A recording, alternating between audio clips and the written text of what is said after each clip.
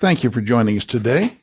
This is Bill Baker at Firestorm. I'd like to welcome you to this webinar today on workplace violence. This is part of the joint RenWeb Firestorm webinar series, the Crisis Coach series, and this is the 6th in the group. We'd like to invite you to become our Facebook friend if you would. You can join us at Firestorm Solutions on Facebook. You can also follow us on Twitter at Firestorm Soul. There is a hashtag for this session. Hashtag is Crisis Coach. Firestorm transforms crisis into value. Firestorm empowers you to manage risk and crises. Firestorm has extensive experience in crisis management, critical decision support, crisis communication, crisis public relations, and consequence management. We'd like to remind you, though, that the comments that are made today are not complete without accompanying oral comments and discussion. And the work product that will be provided must be read and considered in conjunction with your organization's personal counsel. In addition, the information discussed and comments made should not be interpreted as legal advice or legal opinion. This is part of the Crisis Coach webinar series. This is the 6th, Workplace Violence.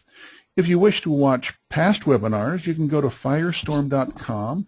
You can watch past webinars there, and you can register for future webinars. In addition, you can sign up for our newsletter. You can download white papers and a lot of other good things we have on our website.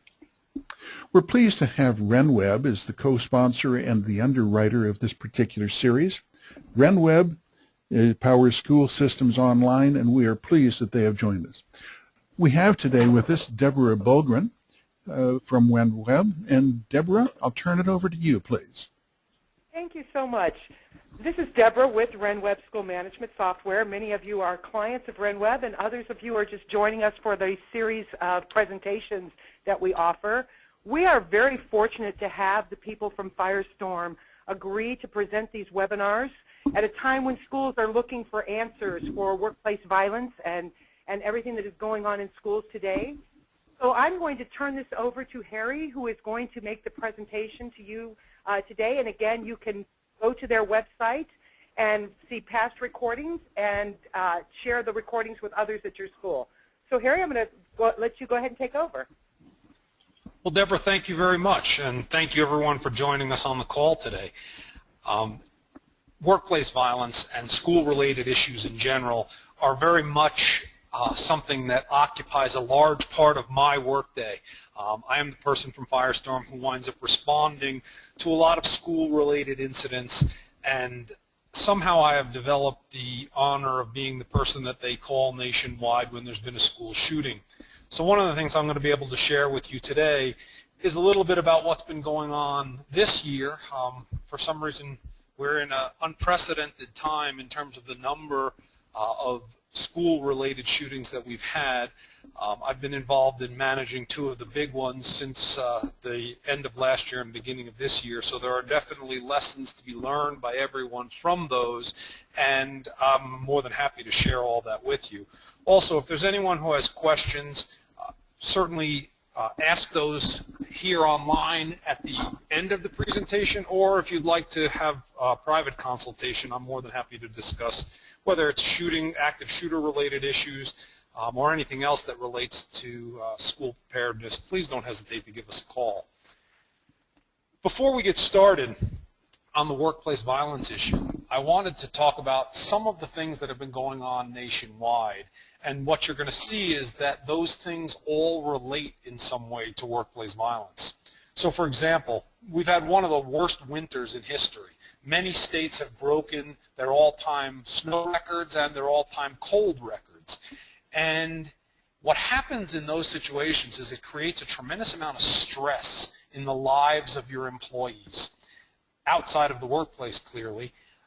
But what happens is if they've had a tough time at home, they've had broken pipes, they've had other issues as a result of winter storms, they've had a hard time getting to work, they've been in car accidents, all of that stress is cumulative, and they bring it to the workplace. And keep in mind, while you may be a school, you are also a workplace. One of our largest clients here in Colorado has 12,000 employees. So even though they are a school district, they are also one of the largest employers in the state. So the same workplace violence and workplace-related issues pertain to them as to any other employer. As I mentioned a little while ago, schools have seen an unprecedented number of shootings. Last year we had 30 in 1 year, and I'll actually put up a slide for you a little further along where you can see how the numbers have been going. Again, the data breaches that have been taking place nationwide, you saw it with Target around Christmas time, and you've seen it continuing. Those are additional stressors. They create stress in people's individual lives, their financial lives, and just increase the amount of exposure that your organization has to workplace violence. Communicable illness is a huge issue. It's getting bigger all the time. Those of you who have workplace violence plans in place, that have preparedness plans in place in general, you need to understand how your communicable illness plan interacts with that. Because again, when the flu season is ongoing, when there's many more people sick, it has an impact. We are tracking, Firestorm tracks on a daily basis, on a continuous basis, several of the major illnesses that are going on around the world. Right now, the H5N1 flu virus and the H7N9 flu virus are continuing to kill people on a daily basis. Those illnesses, if they ever do make the jump to the human population where they're easily transmitted, like we saw with the H1N1 a couple of years ago, that was the swine flu. If some of these more virulent strains were to make that jump, it would be very, very significant for all U.S. businesses and especially schools. So very much worth keeping track of. So one of the things we're trying to help everybody do is simplify school preparedness. I mean, you see in this picture that's on your screen, the kids sort of in a pool of all of the issues that go on behind them. We're going to talk about a lot of those issues on today's call, and of course we've already met and spoken with many of you about the vulnerabilities and exposures that your school faces. So again, reach out, talk to us, let us know how we can help you in terms of developing and simplifying your school preparedness process. Workplace violence really is a new norm. It's the leading cause of death in the workplace for women. It is and I specifically single out women, and I'll tell you why a little further on in the presentation. But I think the important thing to remember is workplace violence is a human crisis, as almost every crisis is. It's really about your people. And your preparedness is what's going to determine the impact on your people, the impact on the brand and the reputation of your organization, and what the long-term consequences are. So one of the things we never want to get to is a situation where our campus is surrounded by this yellow tape. That's the last thing we ever want to see. Keep in mind, by the time they get this tape up, your reputation and brand have been irreparably damaged by what's already gotten out on Twitter, on Facebook, on all the other forms of social media. So having in place a strong crisis communications plan, having all of your messages detailed and mapped before there's ever an incident, is an important part of your overall planning process. One of the things that we talk to people about all the time is the fact that there's pretty much no incident or situation that could occur at your school that you can't predict in advance. You may not be able to say when it's going to happen, but you know that it could. And if it could, you can plan for it. So Predictable Surprises is actually a book that was written by two Harvard business professors, and I would very much encourage you to take a look at that book because it helps you develop the culture within your organization of knowing that you can plan for these type of events. So one of the questions we get all the time is, are we safe? Well, you know, the reality is the answer is yes.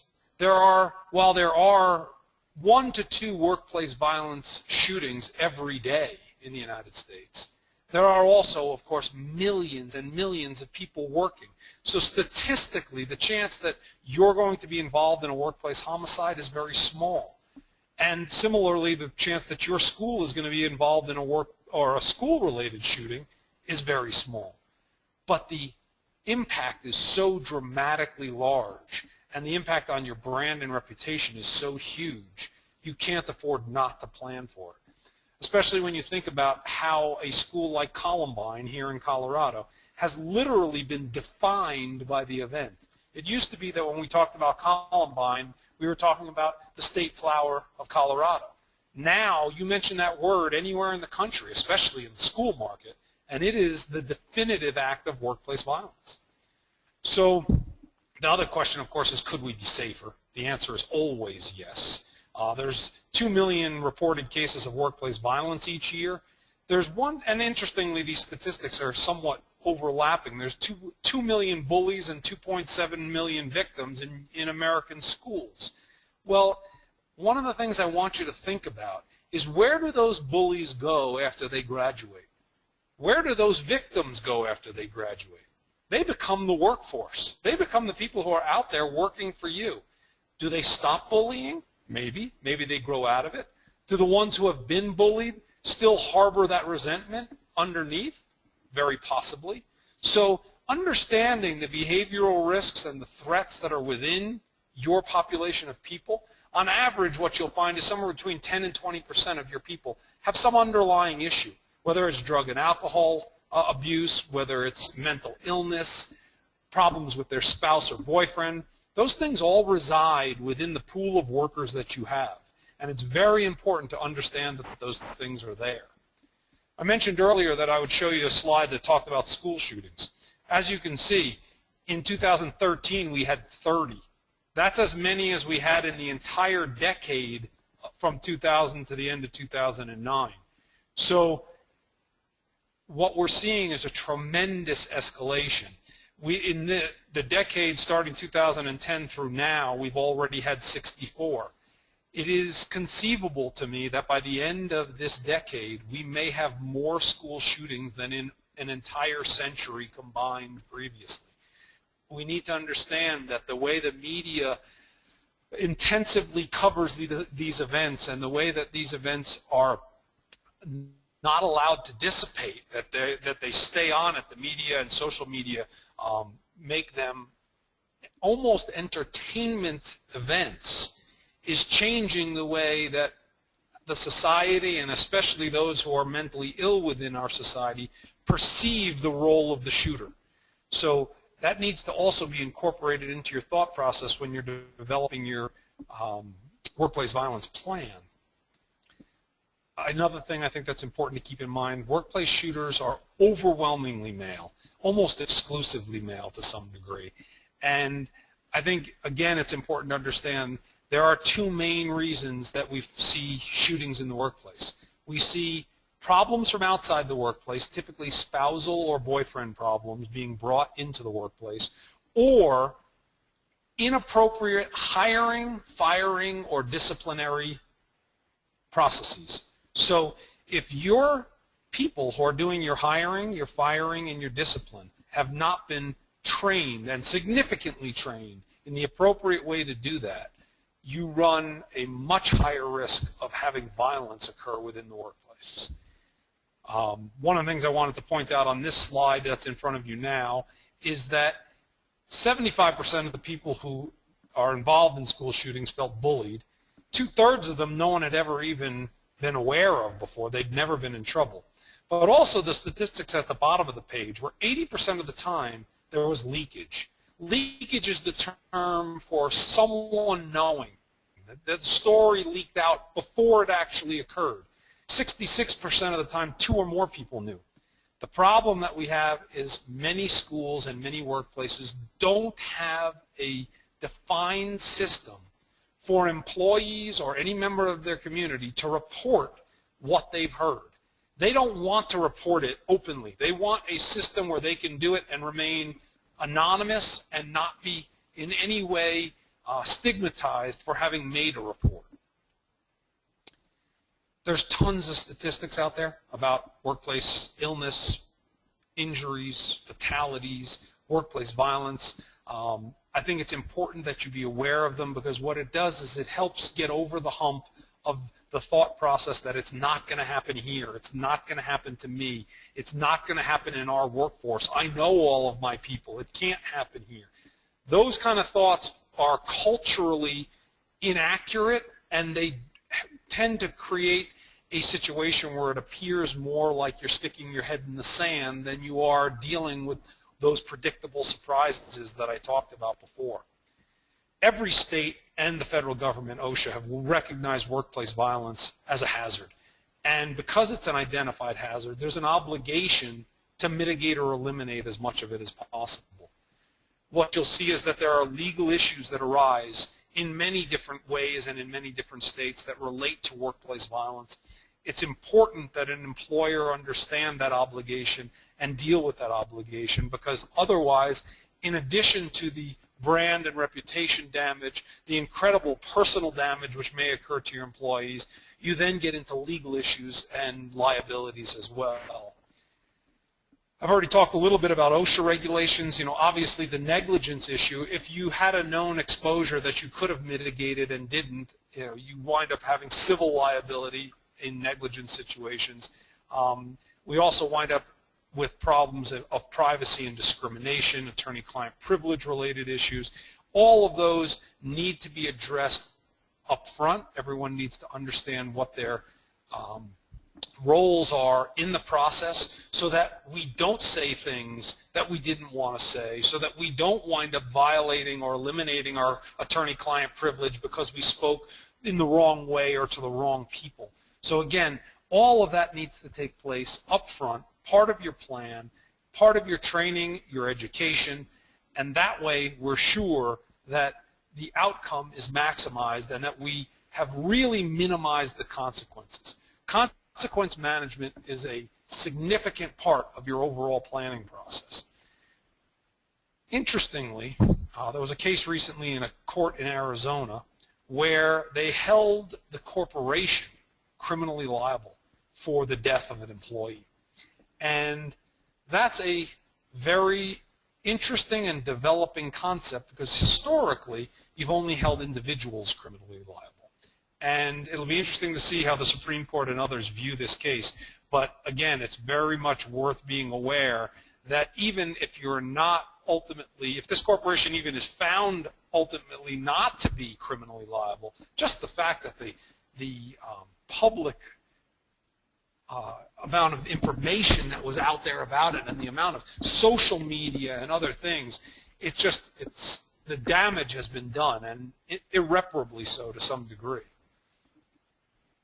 So when we talk about workplace violence, you know, we talk a lot about active shooter situations, we talk about physical abuse, but I think it's important also to understand that psychological abuse is also workplace violence, intimidation, harassment, those kind of things. Obviously, everyone understands that the physical interaction of rapes and shootings, stabbings, those kind of things, that's clearly in most people's mind what they think of when they think of workplace violence. But it goes well beyond that. I mean, courts have even held that off-color jokes could be workplace violence in certain situations. I talked a little bit about the fact that spillover of violence from home can be a problem. If you have developing situations in any household, they often do find their way into the workforce, whether it's a husband coming to exact retribution, a boyfriend, or just the fact that a person who has a violent home life is that much more likely to be violent in your workplace. And by the way, that issue of leakage, in those situations, almost invariably, someone in the organization knew that a particular individual was having a problem at home.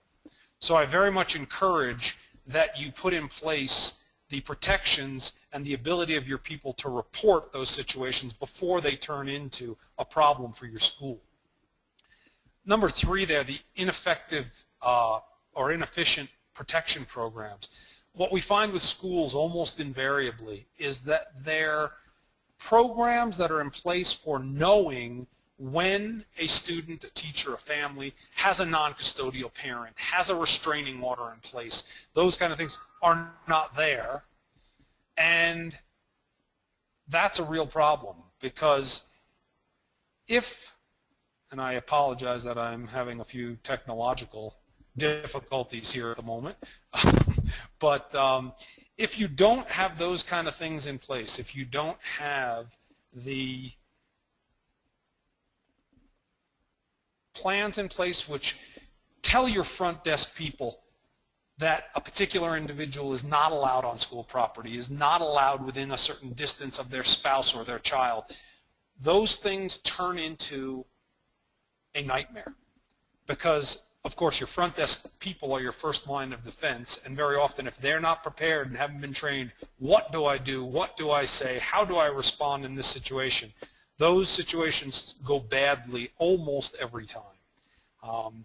The lack of an appropriate formal behavioral risk assessment process, this is a real pet project of mine.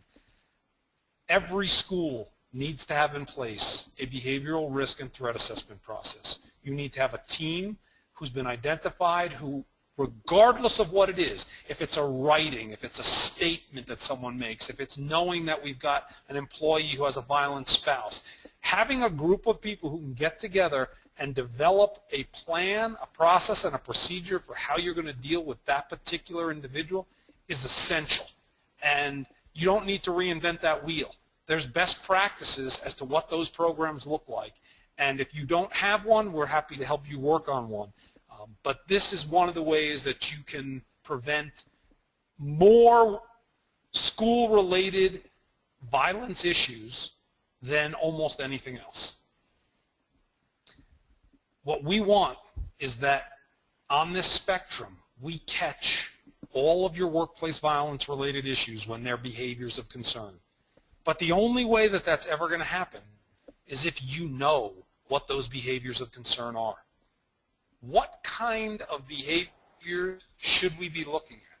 How do we understand, and what do we do about them? Well, it's the same approach. You guys have listened to several Firestorm webinars before. You know that our approach is really simple. Predict, plan, perform.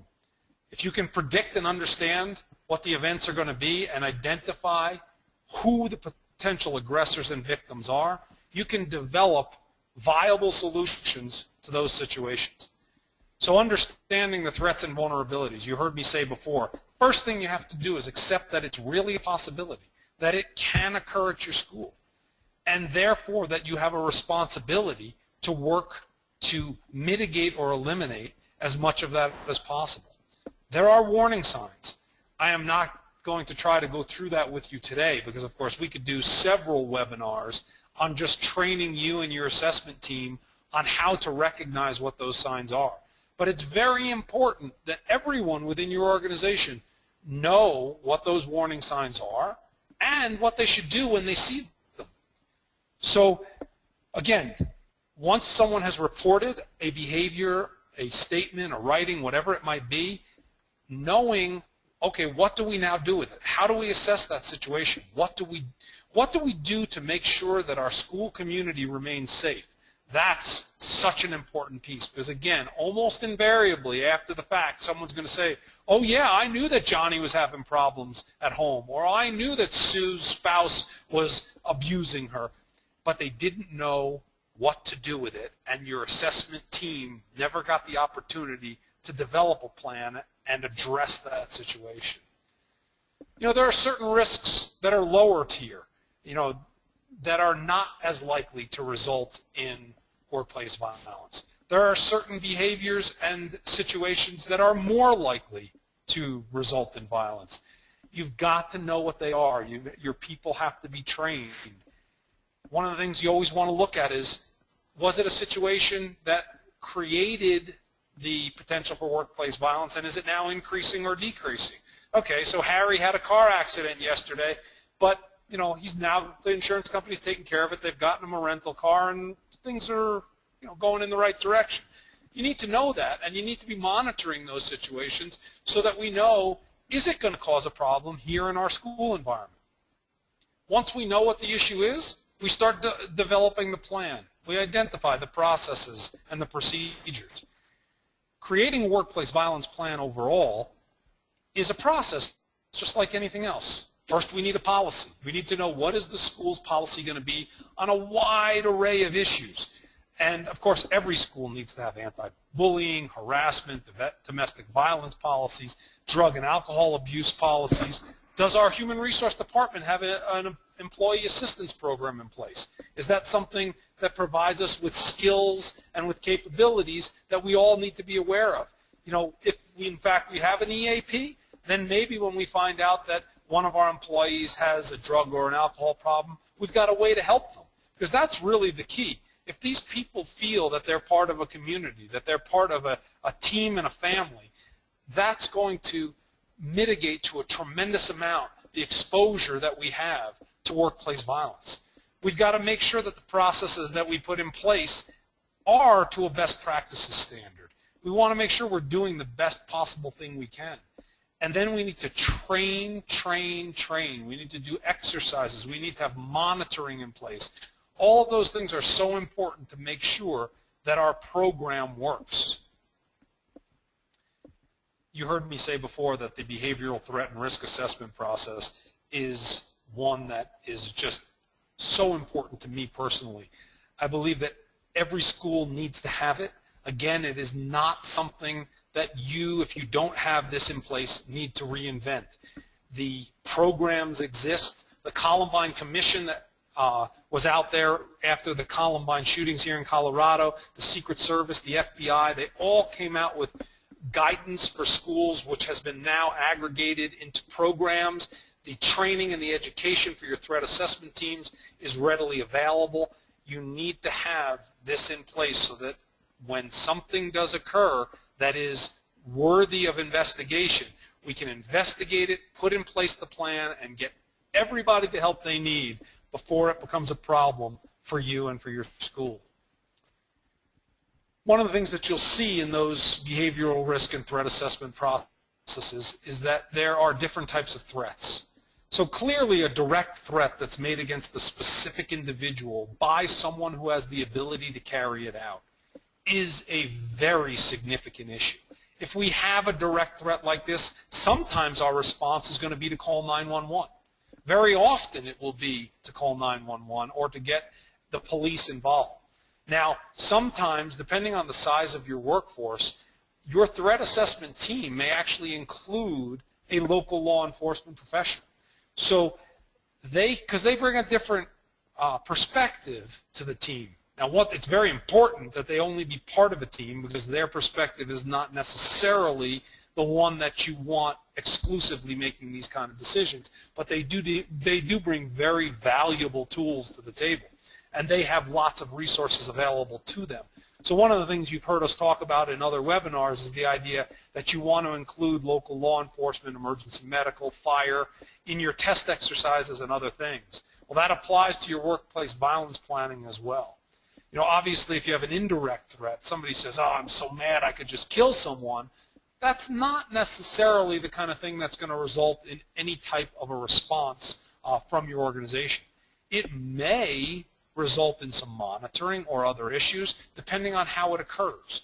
So again, you've got to have those plans in place. You've got to have the people who are responsible for being part of that team, because otherwise those are the kind of things that slip through the cracks. Because an indirect threat made as part of an overall rant or other problem may be indicative of an issue where we need to get the EAP involved or some other response where we get somebody some help.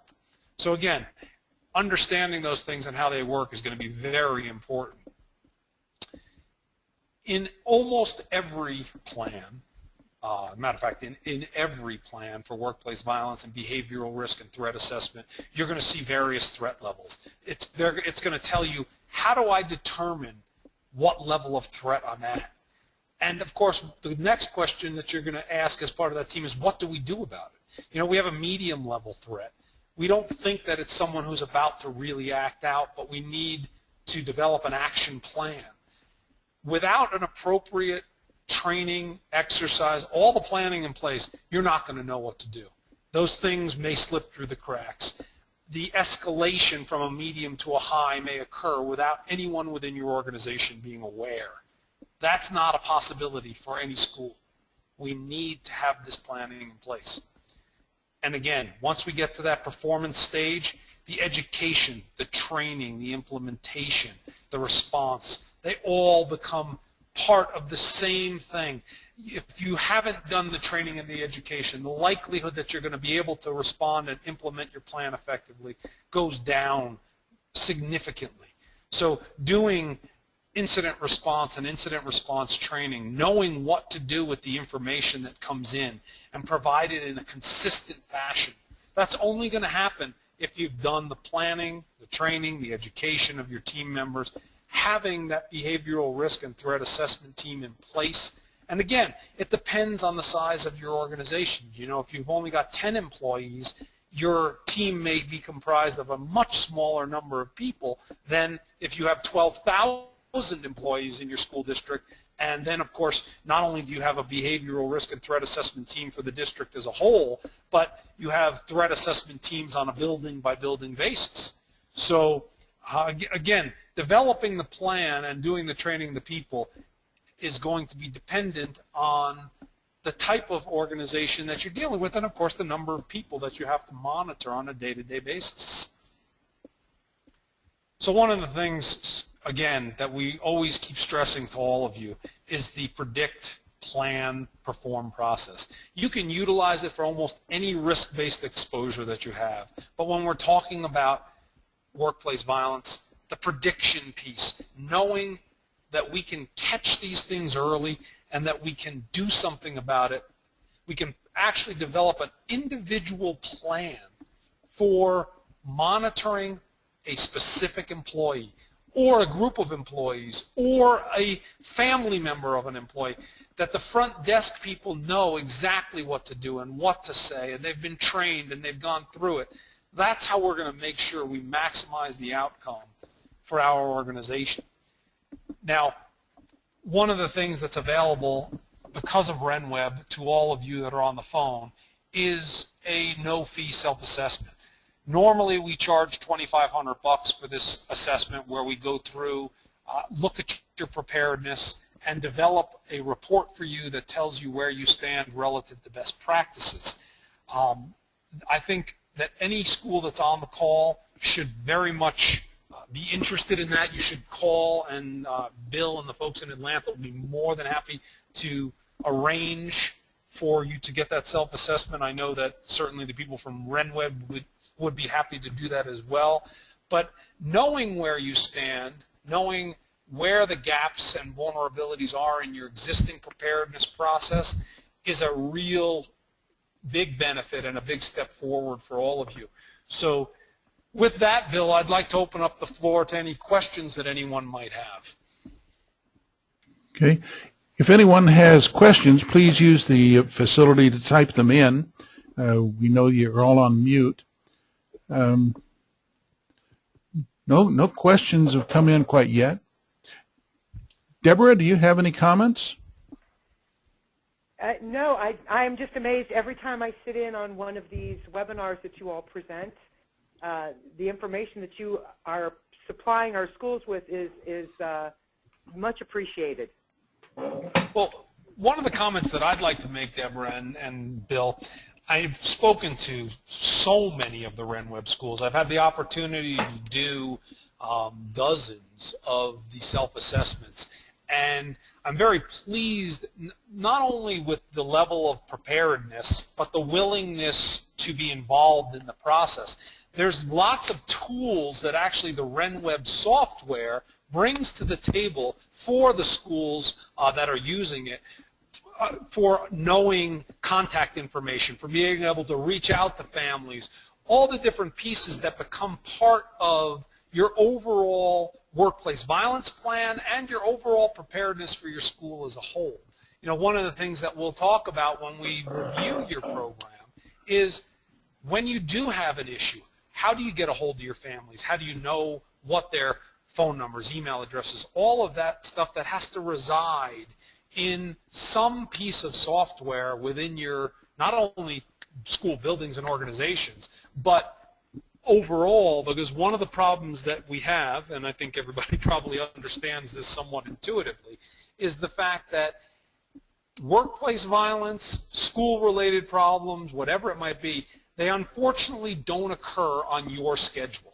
So invariably there's a problem when you're not sitting in front of your computer, when you're not sitting in front of your office phone. You need to be able to pull up information either online or off your smartphone or whatever else it might be. And I think that's one of the things that RenWeb really brings to the table, is a capability to plan and respond that makes your school more resilient. So I very much encourage you to reach out to your RenWeb representative and just see how they can participate. Again, involving as many of those outside entities in your planning process as possible will only make it that much more robust. Yeah. Harry, would you like to say anything about teachers having weapons, guns in schools? Sure. This is a question we get a lot. And, you know, after, again, all the attention that the media focuses on school-related shootings, I know that many districts and many private schools have looked at the idea of arming either staff or teachers. One of the problems with the thought process of doing that is that when you look at the statistics for police officers in live active shooter situations, the New York City Police Department did a study where 18% of the bullets that were fired by their officers hit the intended target. Now, think about that. That means 82% of the bullets went somewhere else. In a school environment, that is completely unacceptable. Now, keep in mind, we're talking about officers who go through regular qualification at the range, who are trained regularly in the psychological effects of being in a firefight, and they're only successful 18% of the time. What is the likelihood that if we arm our staff, we're going to have a better outcome than that? That's one side of the issue. Another side of the issue, I spoke to an independent school head of school recently who indicated to me in our call that part of their active shooter response plan was that he personally carried a firearm. I asked him, are you retired law enforcement, or have you had any specific training in the use of a firearm? He indicated no. I said, well, as part of your plan, have you documented and trained all of your staff that you are, in fact, carrying a gun? To which the answer was also no. I said, have you included the local police department in your planning process, and are they aware that you're carrying a gun? The answer again was no. I asked, do you wear, whenever you are, is part of your plan is, do you wear a vest or other piece of clothing indicating that you are a member of the school staff, so that if you ever have to walk out in the hall or anywhere else while the school is in lockdown and you are carrying your weapon, so that someone coming into the school could immediately identify you as not being the perpetrator? To which he also replied no.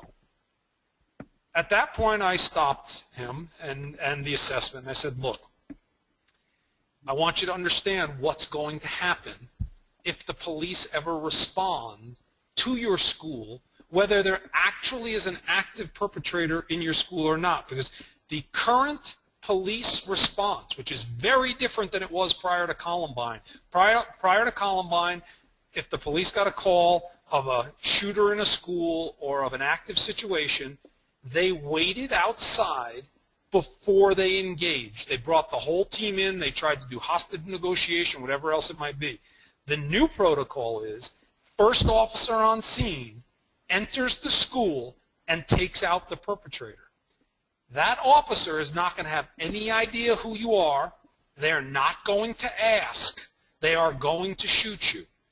If you haven't developed a very tight, tested, detailed plan that involves and includes law enforcement, it's just not even a possibility.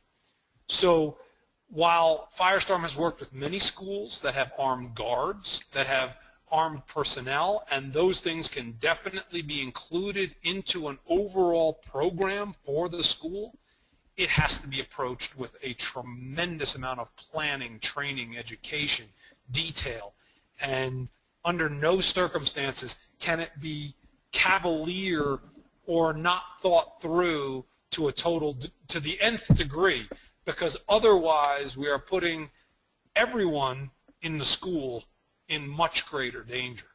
So I think, Bill, that's a great question, and I think an important part of that is you can incorporate almost anything into your school security plan. So whether you have fences or not, whether you have locks, cameras, lights, all those kind of things that are part of a security plan, you don't need any one or any of them.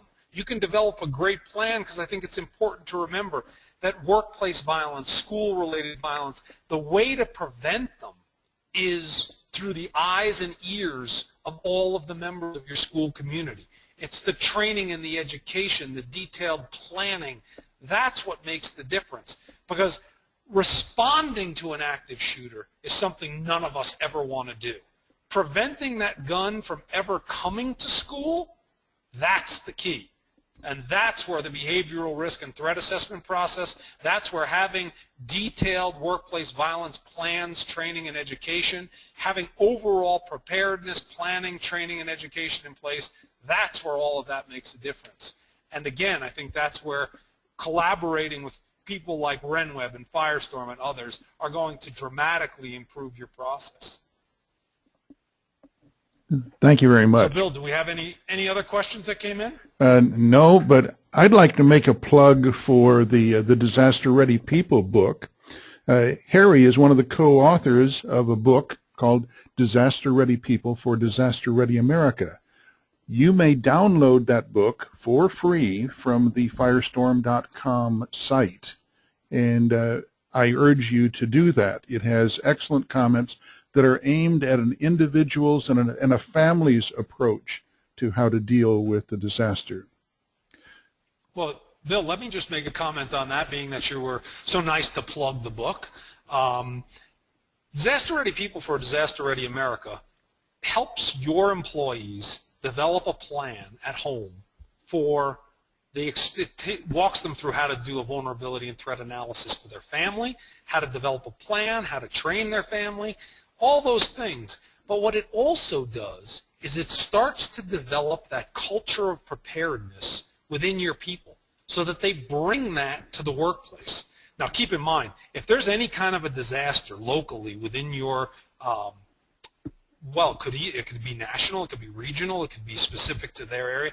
They're not showing up for work until they're sure that their family has been taken care of. They're going to be much more likely to show up, and they're going to show up much more quickly if they've got planning in place. But again, I think as importantly, probably more importantly, is that they start to understand that preparedness is part of their responsibility. And that makes a huge, huge difference to the outcome for your school and for their family as well. Thank you, Harry. We'd like to thank everyone who participated. Bill, with that, we've pretty much used up our 45 minutes, and we appreciate everyone for joining us and taking the time to be with us today. Deborah, thank you very much. Thank you so much. I want to remind everyone that these sessions have been recorded. I think that this is something that school board members would really appreciate, being able to experience these sessions. So if you want to go to the Firestorm website, the sessions are available there, or they're also available on the RenWeb website. Harry and Bill, thank you so much for presenting these series for us. We really appreciate what you're willing to share with our schools. It's our pleasure, Deborah. Thank you. Okay. Thank you. Bye. Thank you, Harry. Bye. Bye-bye.